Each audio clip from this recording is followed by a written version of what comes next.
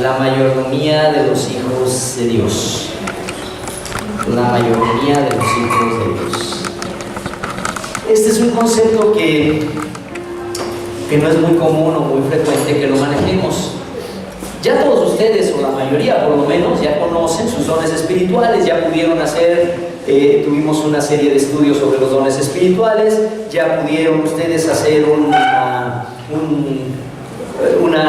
test de evaluación, no de evaluación, sino de investigación acerca de sus dones espirituales, y la mayoría de ustedes ya conocen cuáles son sus dones prioritarios y sus dones secundarios, ¿verdad? ¿Cuántos lo saben? Muy bien, ya la mayoría. Entonces, tienen también, saben ustedes por lo tanto, que están equipados para el extendimiento del reino de Dios y para la edificación de la iglesia. Tenerlos es un privilegio tener dones espirituales. Es un regalo de Dios y es un privilegio. Y a la vez es una importantísima responsabilidad. Tenemos esa responsabilidad porque Dios describe nuestra responsabilidad a partir de la parábola de los talentos. ¿Cuántos conocen y han leído la parábola de los talentos? ¿Verdad? Y entonces sabemos que Dios quiere que nosotros usemos los dones que Él nos ha dado para su gloria. Y su gloria tiene que ver con respecto a nuestros dones, reitero, el extendimiento de su reino y la edificación de la iglesia. Ser cristianos es al mismo tiempo la mejor manera, como dije hace unas semanas, la vida más hermosa, la vida más plena, pero al mismo tiempo una preciosa responsabilidad para con el Señor, porque no solamente en cuanto a los dones espirituales, sino que tenemos que darnos cuenta y entender que en todo lo que es nuestra vida somos mayordomos de Él. Y la mayordomía, comprender la mayordomía, es tan importante que si no entendemos la mayordomía o si no la conocemos profundamente, si no la creemos, esto nos lleva a que muchos otros conceptos no los vamos a entender, o muchas otras responsabilidades o muchos otros demandas de parte de Dios no las entendemos. Se parece a este chaleco tan ridículamente puesto como me lo puse. ¿Cómo me veo con mi chaleco? Si yo no entiendo el punto de partida, a partir de no entender el punto de partida, todo lo demás queda chueco y fruncido. El punto de partida es que este chaleco tiene un revés y un derecho. ¿No? Sí. Si no entiendo el derecho y el revés, y aparte no solo no me lo pongo bien, sino además me lo pongo chueco, quitármelo y ponérmelo aparte de lo ridículo que me veo, se vuelve una complicación, ¿verdad? Dejen ver si lo logro usar.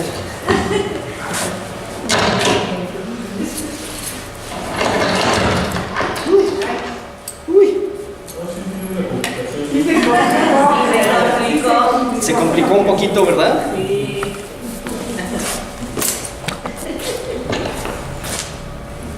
No es que esté feo el chaleco, sino el ponérmelo al revés, ponérmelo chueco, ponérmelo mal, abotonarlo mal.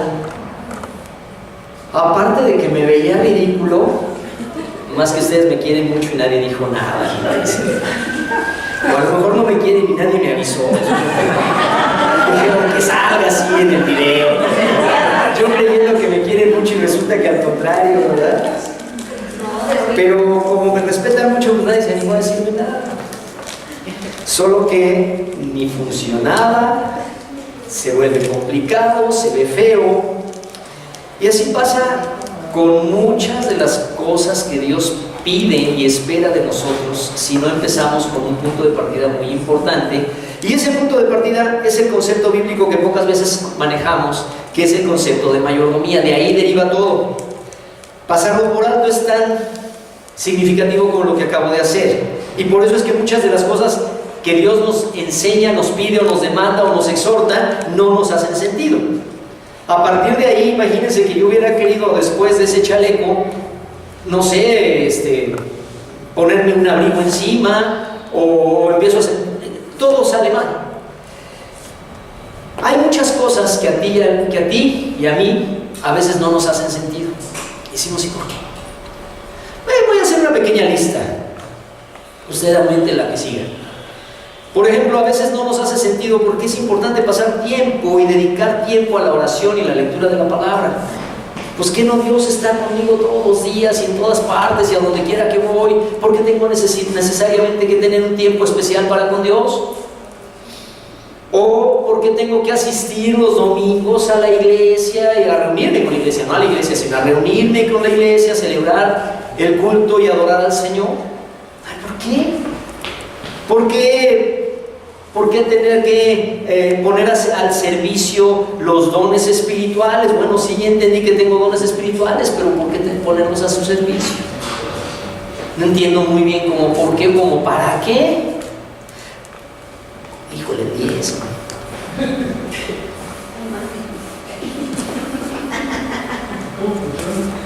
El diezmo, ¿por qué tengo que dar el diezmo? ¿O por qué tengo que dar el diezmo en la iglesia donde me alimento y no mejor repartir mi diezmo con los pobres y con todo el mundo? ¿Por qué hacerlo de esa manera? ¿Cuántos saben que el diezmo no es prerrogativa nuestra decidir a quién dárselo y dónde darlo? ¿Cuántos lo saben? El diezmo es para entregar en la iglesia donde somos miembros y participamos y somos alimentados y somos parte de ella. Pero muchos de nosotros decimos, ay no, pero... Como aquel viejo cuento, ¿verdad? Cuando ganaba $1, lo leí en inglés, pero no lo leí en inglés, lo leí en gringo. Cuando ganaba 100 pesos, bueno, pues daba 10 pesos y luego le pedí a Dios que me diera más y así. Ustedes conocen ese cuento y si no, cuando hablemos del diezmo se los platicaré. ¿Por qué entender que los que no le han entregado sus vidas a Dios están perdidos y por lo tanto debemos hablarles de Cristo? Algunos de nosotros eso como que no nos hace mucho sentido. Después de todo son personas muy buenas y algunos son hasta más buenos que los cristianos, ¿no? Sí. Tú y yo conocemos personas que son incluso más buenas que muchos cristianos. Entonces, ¿para qué tenerles que hablar de Cristo? Y sigo con la lista. Necesitamos comprender que formamos parte importante del cuerpo de Cristo y por lo tanto disfrutar del amor y colaborar al fortalecimiento del cuerpo. Pero si no entendemos el punto de partida, entonces nos empezamos a hacer un montón de autoconceptos y por ejemplo en este que mencioné ahorita, que formamos parte de su cuerpo y tenemos que disfrutar del amor unos con otros y colaborar y fortalecernos unos con otros y aún a veces tener ciertas fricciones entre nosotros porque así funcionan las familias de Dios. Entonces de pronto si no lo entendemos así decimos, bueno, voy a la iglesia el día que puedo y cuando quiero porque no entiendo el punto de partida, traigo todo chueco. ¿Por qué ser cuidadosos y desear sinceramente dar un buen testimonio en nuestros trabajos, en nuestras familias, donde nos encontramos? ¿Por qué no puedo tener mi relación con Dios y ya? Hace muchos años tuve la lamentable situación de estar en medio de una situación jurídica y el abogado de la contraparte, como le llaman en el lenguaje jurídico, también era cristiano. Por cierto, nos conocimos en las juventudes, cuando éramos cristianos jóvenes. Y empezó a hacer cada cochinada con el juicio. Y empezó a poner en la demanda cada mentira. Y entonces un día le dije, en una audiencia que tuvimos,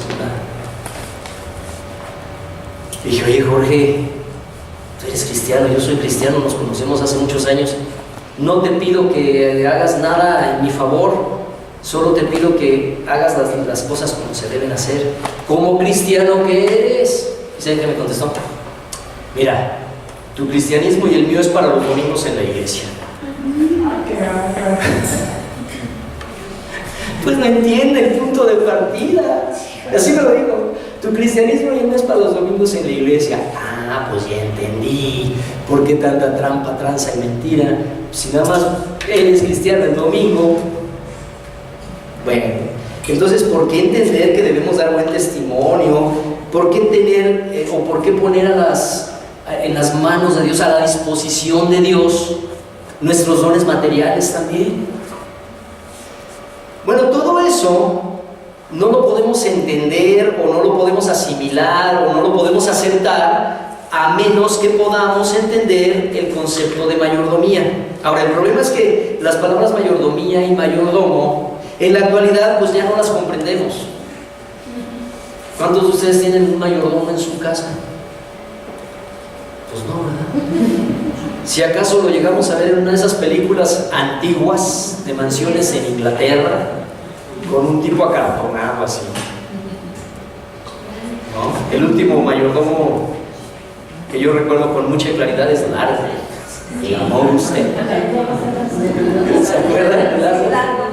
¿De los locos árabes? ¿Llamó usted? Entonces se nos hace algo como muy lejano, no tiene nada que ver con nuestra realidad cotidiana. Por eso las palabras mayordomía o mayordomo, cuando las hemos llegado a encontrar en la Biblia, pues las leemos y las pasamos por delante. Pero en realidad Jesús en 3 ocasiones en el Nuevo Testamento, Pablo en 4 y Pedro en 1, mencionan la palabra mayordomía, y por lo tanto es un concepto muy importante.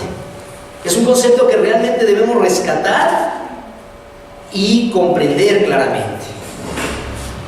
Hay 2 palabras griegas que me va a ayudar a José Manuel.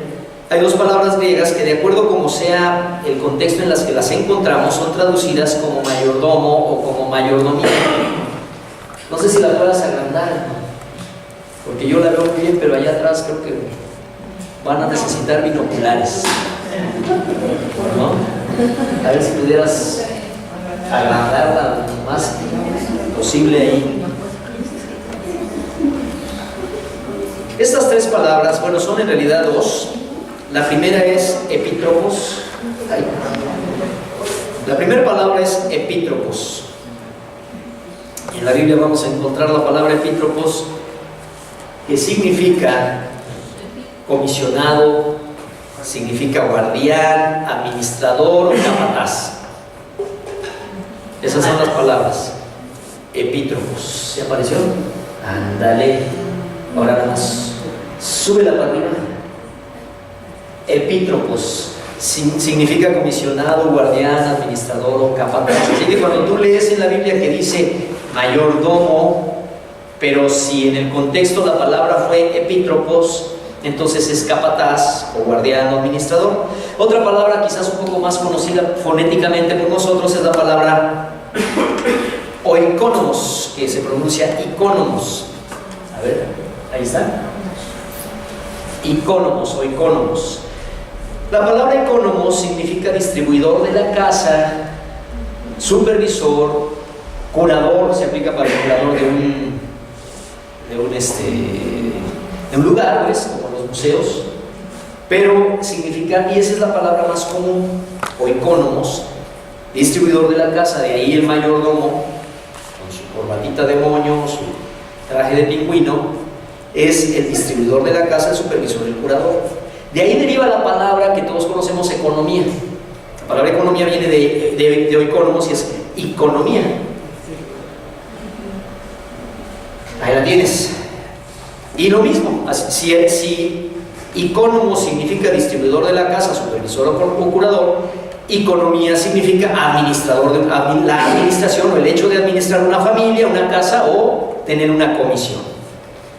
Ya pasamos toda esta parte, la parte árida, pero nos ayuda para entender cuando en la Biblia nos habla de la mayordomía. Todas estas palabras son traducidas frecuentemente como mayordomía, y cuando no lo son como mayordomía, si identificamos que la palabra era ikonomos o epítropos, entendemos que es equivalente o sinónimo de mayordomía.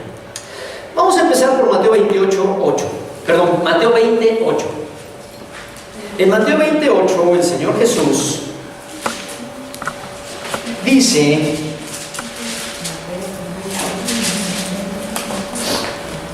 cuando llegó la noche, el señor de la viña dijo a su epítropos,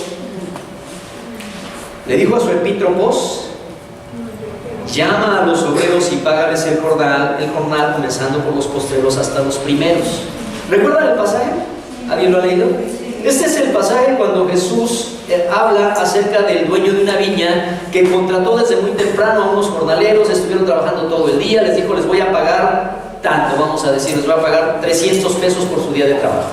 Luego a la mitad del día mandó a contratar a otros cuantos para que les ayudaran a sacar el trabajo, y a la mitad del día contrató a otros y les dijo: les voy a pagar su día. Y ya faltando una hora para que terminara la jornada, contrató a otros, y finalmente llegó la hora del pago, todos se pusieron listos para su pago, y a todos les pagó los mismos 300 pesos. Bueno, no eran 300 pesos, pero recuerdan el pasaje. Y entonces empezaron a protestar, ¿se acuerdan? Y entonces los que empezaron pues, desde muy temprano, les dijeron: oye, ¿por qué le pagas al que trabajó mediodía 300 pesos y peor al que trabajó una hora?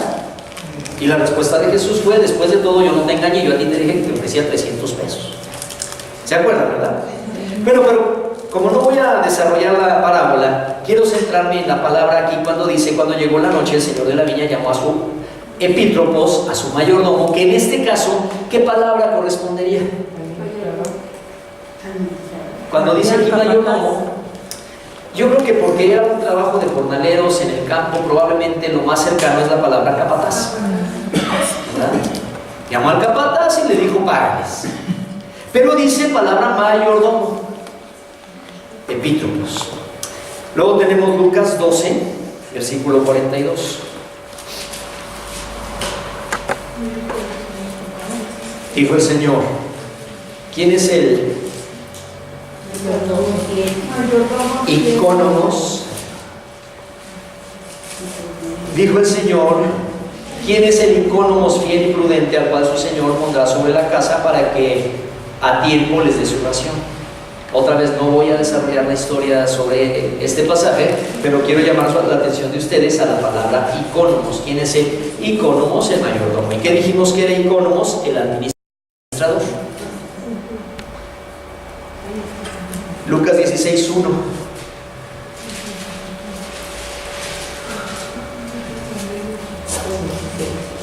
¿Me ayudan leyéndolo? Dijo también a sus discípulos: había un hombre rico que tenía un mayordomo, y este fue acusado ante él como disipador de bienes. También el Señor Jesús se refiere al mayordomo infiel, astuto y tranza, como en icónomos, el mayordomo. Había un mayordomo, ¿verdad? 16, ¿qué dijimos? Un mayordomo, y fue acusado como disipador de los bienes, el icónomos. Así que para el Señor Jesús la palabra icónomos y epítropos son palabras conocidas, y habla acerca de la administración, acerca del cumplimiento de un mandato, del cumplimiento de una orden. Le dijo a su mayordomo: ve y págales, o sea, a su capataz: ve y págales. Pero ¿de quién era el dinero? ¿Del capataz o de él? ¿O del dueño? Del dueño, ¿verdad? ¿Quién es el icónomos astuto? Es un astuto que disipó los bienes, pero los disipó. ¿Y de quién eran? Del dueño. Pablo también hace referencia al mismo concepto en 1 Corintios 4:1. A ver, el que esté más dormido, léalo fuerte, por favor.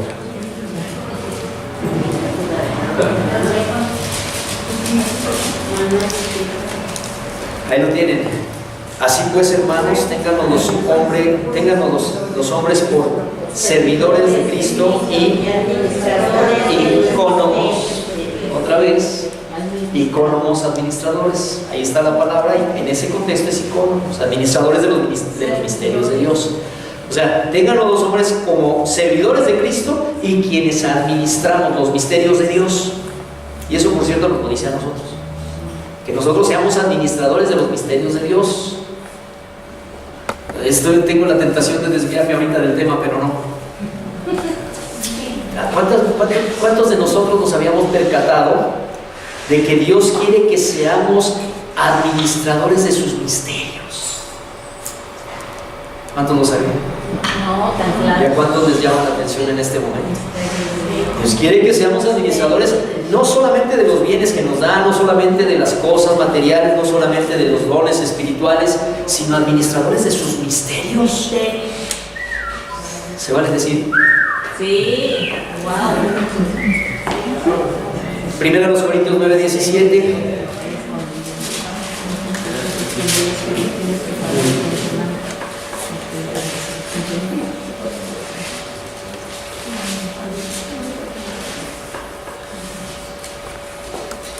¿Me ayudan?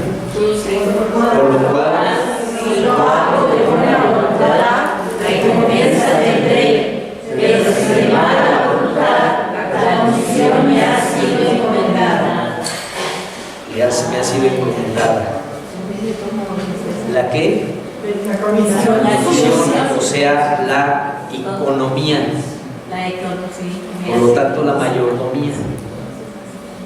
Todo el tiempo la palabra economos, epítropos o economos, o economía, administración, administrador, encargado, capataz, el cuidador, el distribuidor, pero todo el tiempo encontramos la palabra mayordomía en ese sentido. Aún el apóstol Pablo diciendo, hagamos las cosas de buena voluntad y tendremos recompensa, pero de todos modos, si lo hiciéramos de mala voluntad, de todas maneras nos fue encomendado, de buenas o de malas. Por último, Efesios 3:2.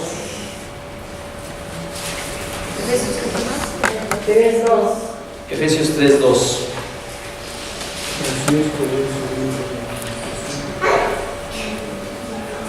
Una, dos, tres. Si habéis oído de la administración de la gracia de Dios y de verdad para con vosotros. ¿Qué palabra estará siendo usada ahí? Administración. ¿Cuál sustituiríamos por cuál? ¿Cuál sustituiría? ¿Eh? ¿A economía? ¿Por cuál palabra? Por administración. Por la administración, efectivamente. Administración de la gracia. Aquí lo que dice es, habéis oído de la economía o la mayordomía de la gracia de Dios que me fue dada para con ustedes. Nosotros somos administradores, somos mayordomos, es la palabra mayordomos de la gracia de Dios. Manantial de gracia, somos administradores, somos mayordomos de la gracia de Dios. Finalmente, Colosenses 1:25.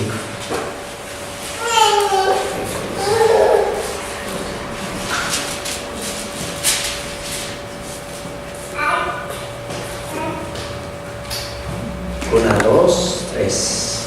De la cual fui hecho ministro, según la administración de Dios, que me fue dada para con vosotros, para que anuncie genuinamente la palabra de Dios. El apóstol Pablo nuevamente hablando, diciendo en este caso que le ha sido dada la administración, la economía, la mayordomía de Dios. Y vamos a ver qué nos dice Pedro. Primera de Pedro 4:10. Ya se aburrieron con tanto tecnicismo. Primera de Pedro 4:10. Lo leemos, por favor.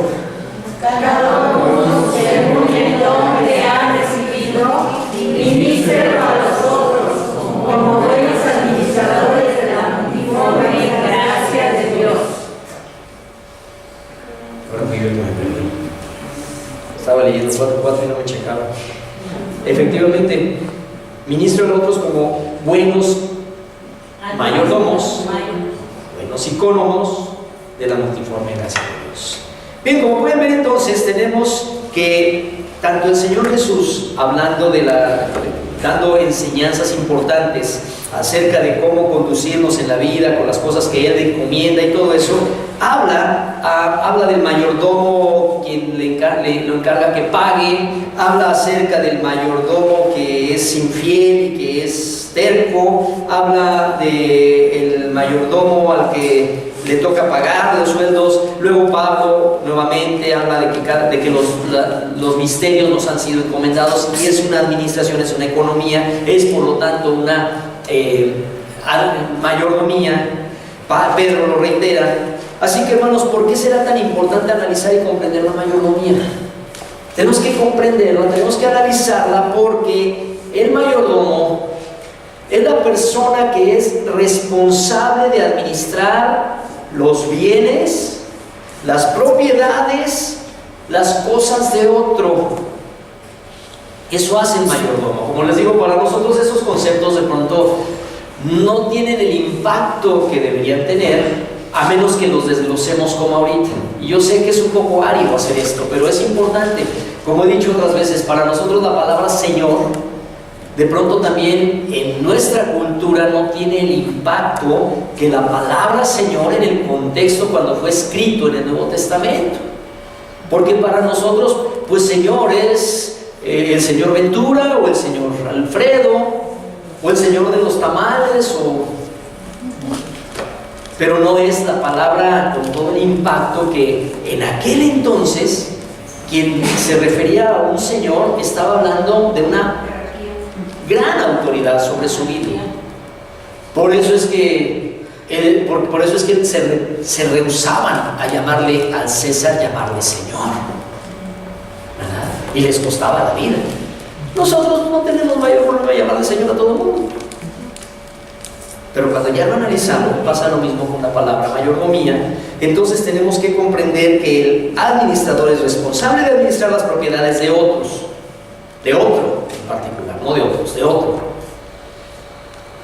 El mayordomo es responsable de administrar en exclusiva las propiedades de otro.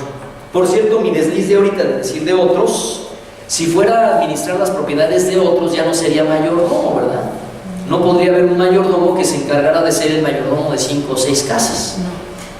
En todo caso sería pues el administrador, o como hoy se acostumbra, hay gente que se encarga de administrar un edificio, y entonces pero el mayordomo está en exclusiva atendiendo, cuidando, haciendo que todo marche perfectamente bien con las propiedades que no son de él, con la propiedad del dueño de la propiedad, pues.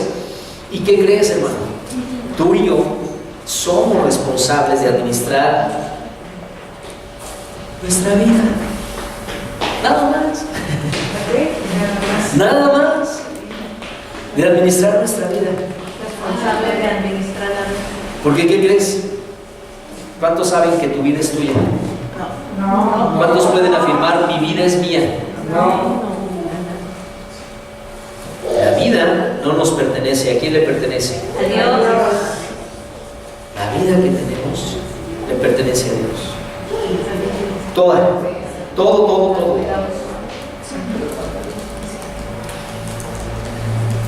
En estos días leí una frase que de verdad me dejó vueltas y vueltas. Y todavía la traigo ahí. Vuelta y vuelta la leí en un buen libro que estoy leyendo ahorita. El autor refiere la conversación que tuvo con un ateo, y dice que el ateo hablaron mucho rato. La frase del autor dice: no importa qué tanto hablamos, pero el punto principal es que me dijo: ¿sabes por qué soy ateo? Porque me doy cuenta de que todos los que dicen que son cristianos no creen ni la mitad de lo que dicen que creen. ¡Auch! ¿Cuántos piensan que pueden que tengan razón? Le puedo subir un poquito a mi micro. ¿Cuántos piensan que puede ser que tenga razón?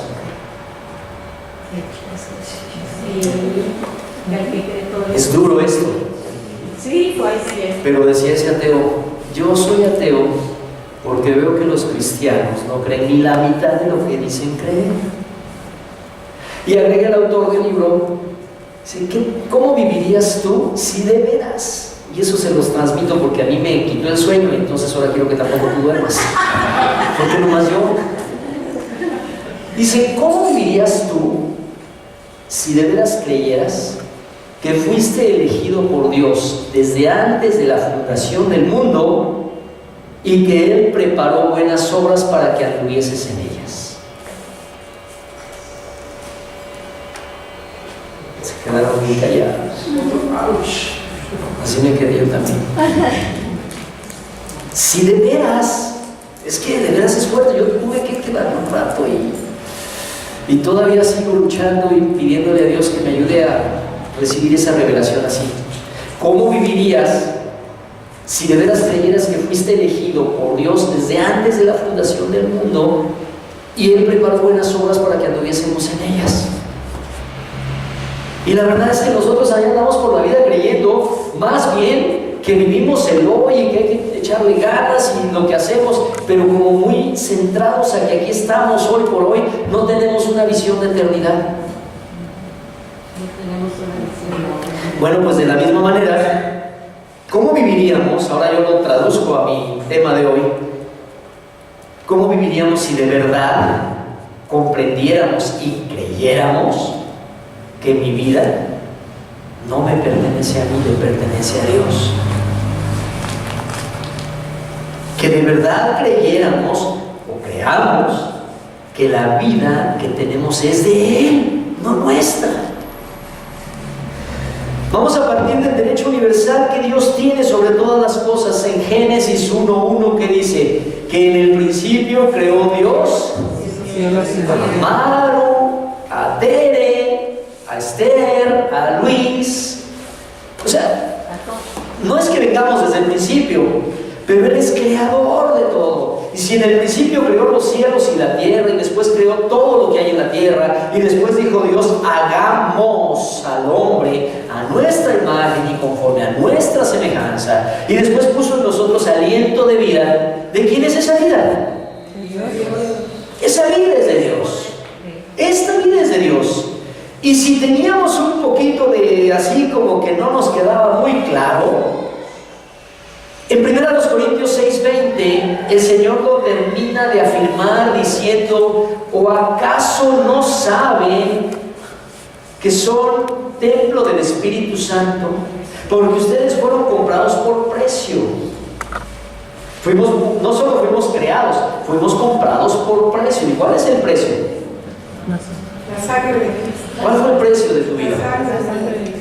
La sangre de Jesucristo. Fuimos comprados por precio. Y dice, porque fueron comprados por precio, entonces echen muchas ganas a su trabajo, sean buenos esposos, buenas esposas, disfruten mucho tiempo libre, el ocio y todo, y si pueden, cuando quieran, vayan a la iglesia, y si no les aburre mucho la Biblia porque tiene un lenguaje medio gacho, pues léanla.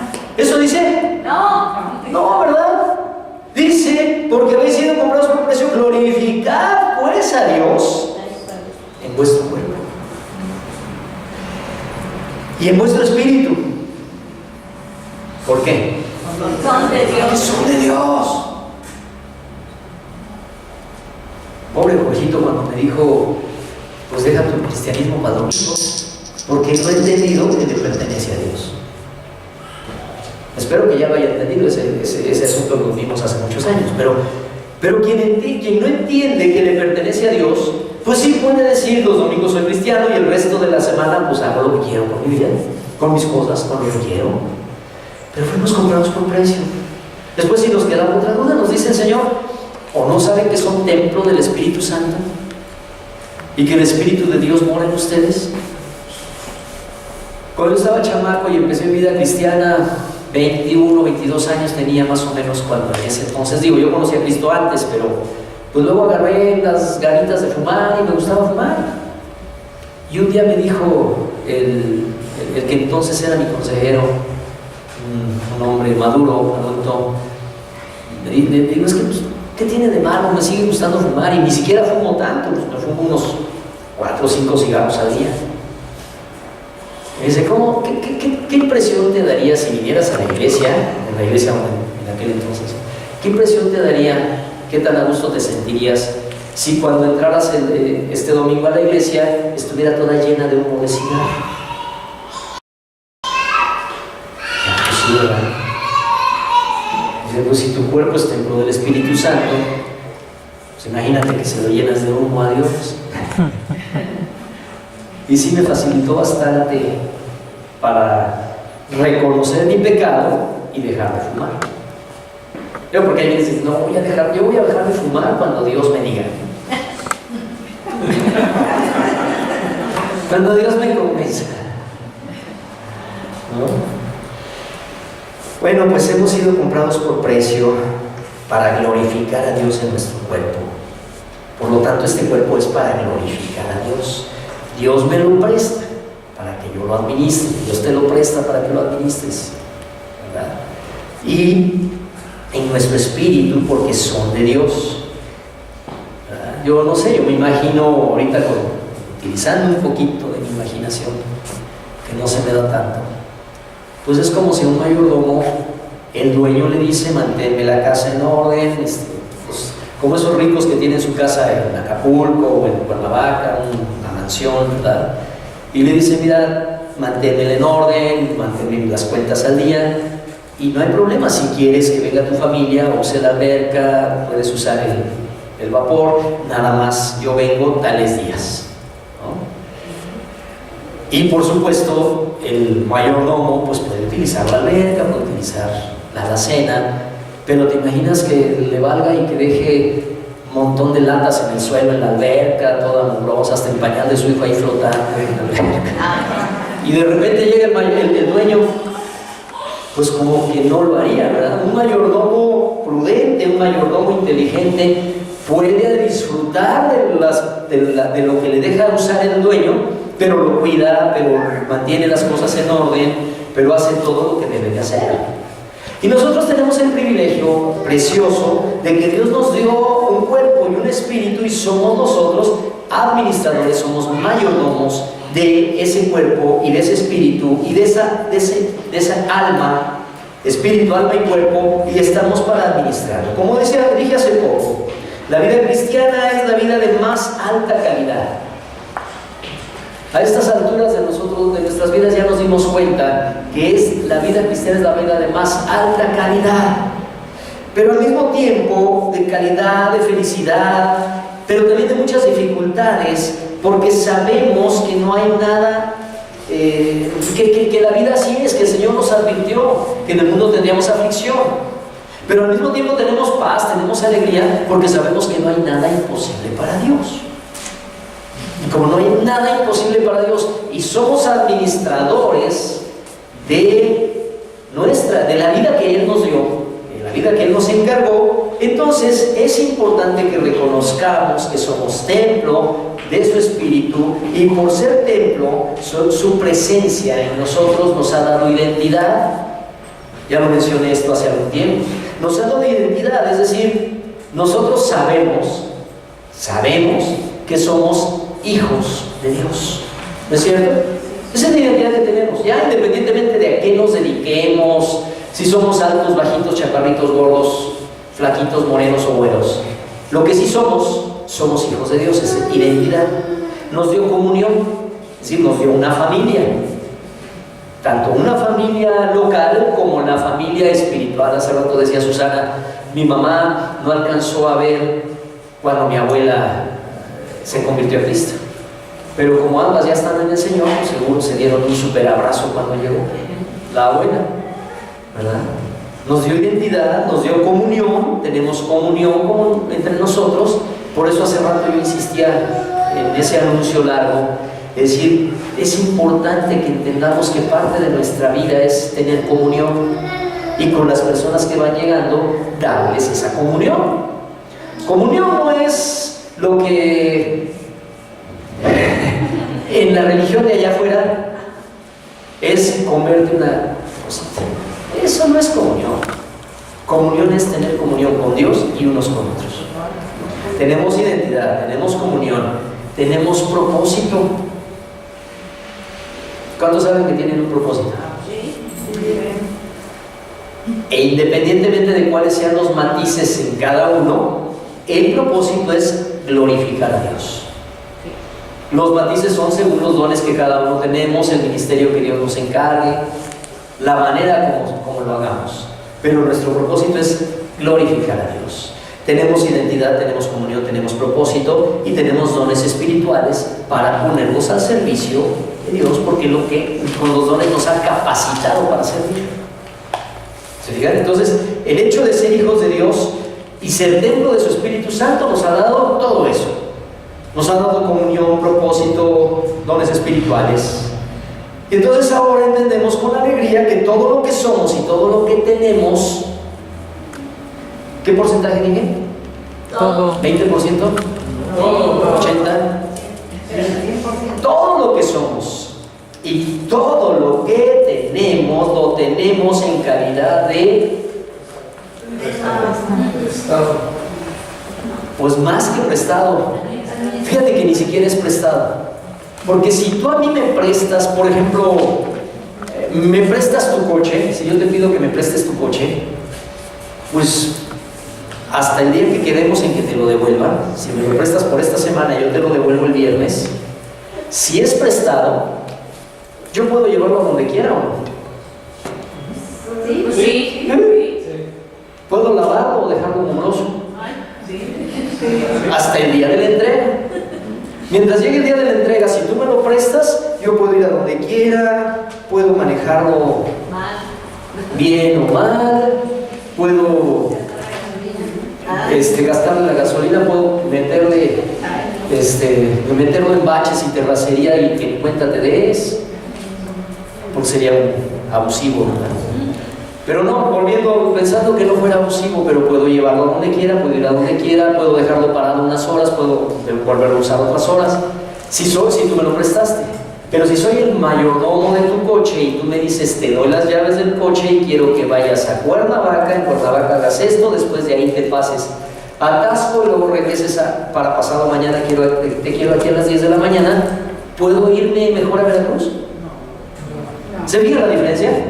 Entonces, todo lo que tenemos no lo tenemos prestado, lo tenemos en calidad de administradores. El problema es que pensamos que lo tenemos prestado.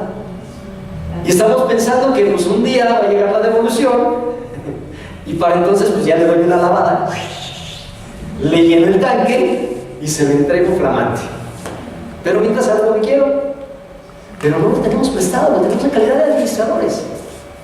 Todo lo que tenemos y todo lo que somos lo tenemos en calidad de administradores, lo tenemos en calidad de mayordomos, y eso tenemos que tenerlo con alegría, porque son las propiedades no de un dueño abusivo, un dueño encajoso, un dueño tirano, son las propiedades de un dueño maravilloso, de un dueño bondadoso, de un dueño amoroso, de un dueño amable, que nos las ha confiado para que las cuidemos, sí, para que las disfrutemos también, sí, para que también podamos disfrutar de ellas, pero hagamos con ellas lo que Él quiere.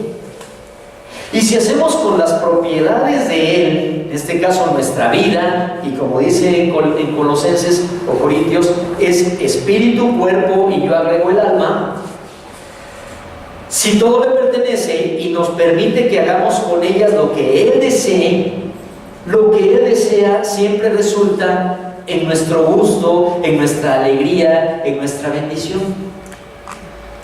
Siempre.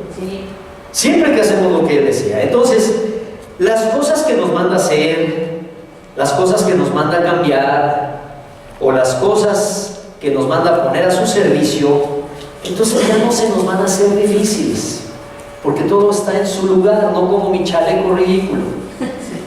Cuando entendemos que las cosas que nos manda hacer, cambiar, poner a su servicio, ya no se nos hacen difíciles de comprender, ya no se nos harán difíciles de obedecer, porque estaremos alegres de poderlo servir a Él en todo momento.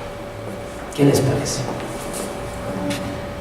Entonces nosotros somos administradores, para empezar, de esta vida, de nuestro cuerpo, de nuestro espíritu, de nuestra alma, y de ahí deriva todo lo demás. El Señor es el dueño que nos creó, que tiene total derecho y autoridad porque nos creó, y luego además porque nos salvó, y luego además porque nos llenó con su espíritu. Así que por eso Él es el dueño y nosotros administradores. Y si entendemos esto, hermanos, todo lo demás es tan sencillo. Pero mientras no entendemos que somos administradores, todo lo demás es tan complicado. ¿No? ¿Qué les parece si piensan un momento en lo que les he compartido? Cierren sus ojos.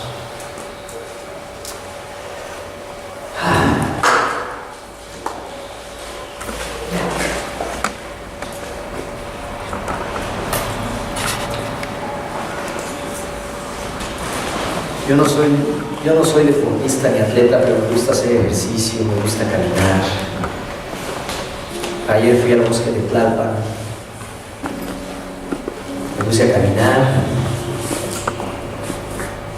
y pensando en esta enseñanza que el Señor me dio para ustedes y para mí, fue tan agradable, tan hermoso caminar en el bosque de Tlalpan. Darle gracias a Dios y decirle gracias Dios por estas piernas que me permites usar para caminar por este bosque. Gracias por el bosque. Gracias por la posibilidad de respirar, porque me prestas estos pulmones, me das estos pulmones. Ay, por cierto, por el don del olfato. Conforme le iba dando gracias a Dios, me iban saliendo más cosas. Gracias por el olfato, porque olía tan rico el bosque. Gracias por el tacto, porque se siente el airecito en la piel. Gracias por el oído. Porque en ese momento, no quiero causarles envidia, pero en ese momento fue tan agradable caminar en el bosque y oír el silencio. ¿Sabes que el silencio también se oye? Pues ahorita no estás en el bosque, pero ¿qué tal si te pones de pie, con tus ojos cerrados, y desde que haces el movimiento para ponerte de pie, dale gracias a Dios por tus piernas, dale gracias a Dios por tu sistema circulatorio, porque tu sangre fluye.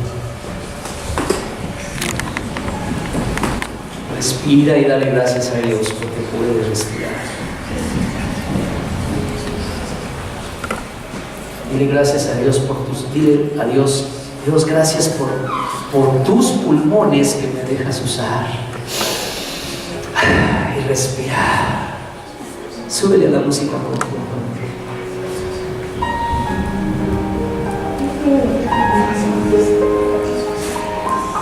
Y pues, ¿qué más te digo? Dale las gracias a Dios porque te deja administrar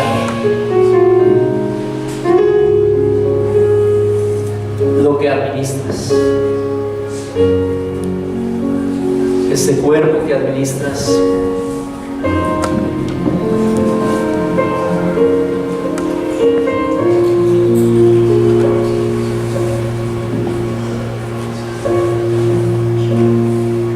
Ese ser amado que tienes cerca de ti, que lo administras también. Administras el poder amar a esa persona y ser amado o amada por esas personas, por tu entorno, por tu círculo, por tu familia, tus hijos, tus nietos, tus padres, tus hermanos.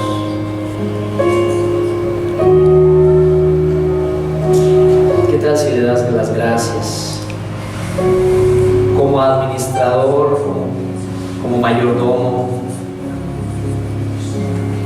por todo lo que ahora viene a tu mente? Físico, amor, material.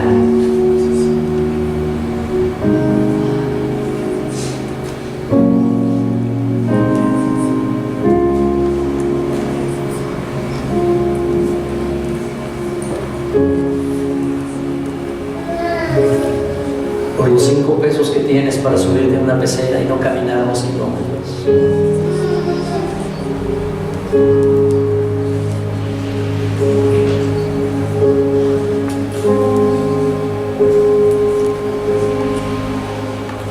¿Cuántas cosas puedes agradecer?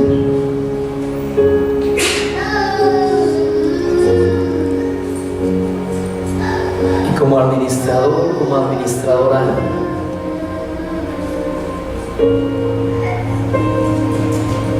dándole gracias porque te permite administrar. También pregúntale, ¿cómo quieres que lo administre, Señor? ¿Lo estoy administrando bien, Señor?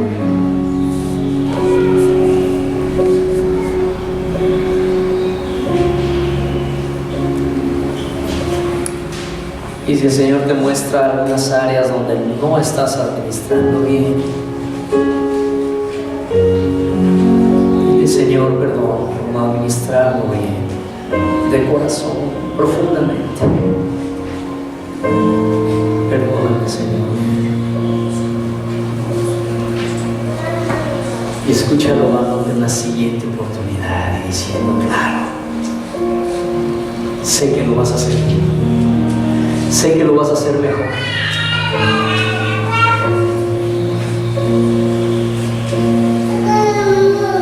Me atrevo a decir, no como profeta ni en el nombre de Jesús, solo me atrevo a imaginar a Dios diciéndote, cuando le dices, Señor, perdóname por administrarlo mal y quiero administrar bien esa área de mi vida. Me puedo imaginar a Jesús diciéndote, sí, te creo. Te creo.